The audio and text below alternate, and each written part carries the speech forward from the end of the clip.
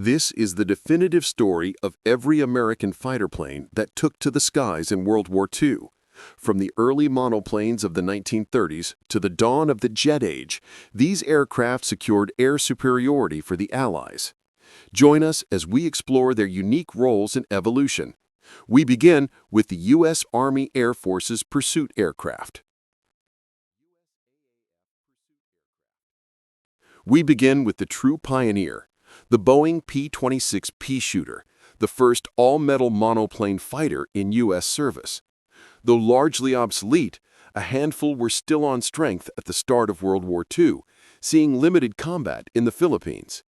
The Republic P-35, an innovative all-metal monoplane from Seversky, who later became Republic Aviation. It was a crucial stepping stone, but it was quickly replaced. The Curtiss P-36 Hawk was an early modern design. By 1941, it was mostly relegated to training and colonial duty, though it saw valuable combat with the French during the Battle of France and in limited American service during the opening stages of the Pacific War. The P-40 Warhawk was a dependable, rugged fighter and the backbone of the AAF at the start of the war. Its low-altitude performance made it famous with the legendary Flying Tigers in China. Its armament of up to 6.5 caliber machine guns was essential to its success. It was outclassed at high altitude, but at low and medium height, it was a killer. The Bell P-39 Era Cobra featured a truly unique car door entry and its main strength, the 37mm cannon firing right through the propeller hub. It saw extensive, successful service with the Soviet Air Force. Following the Era Cobra was the Bell P-63 King Cobra, a more powerful evolution featuring the same nose cannon. While seeing very limited U.S. service, many were shipped to the Soviet Union, where they were highly valued. Before the heavyweights, we must note the Republic P-43 Lancer. This high-altitude interim fighter saw valuable service with the Chinese Air Force, providing high-altitude capability before the P-47 and P-51 arrived. The massive Republic P-47 Thunderbolt, affectionately known as the Jug, was incredibly durable and a devastating ground attack platform. The distinctive twin booms defined the magnificent Lockheed P-38 Lightning, a long-range escort. It was one of the only American fighters in continuous frontline production throughout the war. The P-332 was a stripped-down export version retained after the fall of France. The North American P-51 Mustang was arguably the finest piston engine fighter of the war. The installation of the Rolls-Royce Merlin engine provided crucial long-range escort capability deep into Germany, culminating in the iconic bubble canopy P-51D. The Northrop P-61 Black Widow was America's first dedicated radar-equipped night fighter, utilizing a large three-man crew to hunt nocturnal enemy bombers. USAAF Jet Aircraft, dawn of the jet age. Now for the jets. The Bell 59 Era Comet was America's first jet fighter. While it wasn't a combat success, it was a vital test bed. The fully operational Lockheed P-80 Shooting Star entered service late in the war, signaling the clear end of the piston engine era.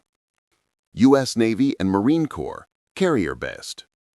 The Navy's transition began with the biplanes, concluding with the Grumman F-3F Flying Barrel. This was the last biplane fighter in U.S. service, providing a crucial bridge to the monoplane era. Despite being bulky, the Brewster F-2A Buffalo was the U.S. Navy's first monoplane fighter. It performed poorly in the Pacific, but saw unexpected success with Finnish pilots. The Grumman F-4F Wildcat was a tough, slow, but reliable carrier-based fighter. Its ability to absorb incredible punishment made it essential during the early Pacific naval battles. The Vogt F-4U Corsair, nicknamed Whistling Death, had an inverted gull wing design to accommodate a massive propeller. After initial carrier landing issues, it proved devastating from land bases and later became one of the most iconic carrier fighters of the conflict. The Grumman F-6F Hellcat, known as the Zero Killer, replaced the Wildcat. This robust machine achieved a staggering 19-to-1 kill ratio against Japanese planes, dominating the Pacific skies. Marking the start of naval jet integration was the Ryan FR Fireball. This unique fighter used a piston engine for takeoff and a jet engine in the tail for high-speed flight, although it arrived too late for combat.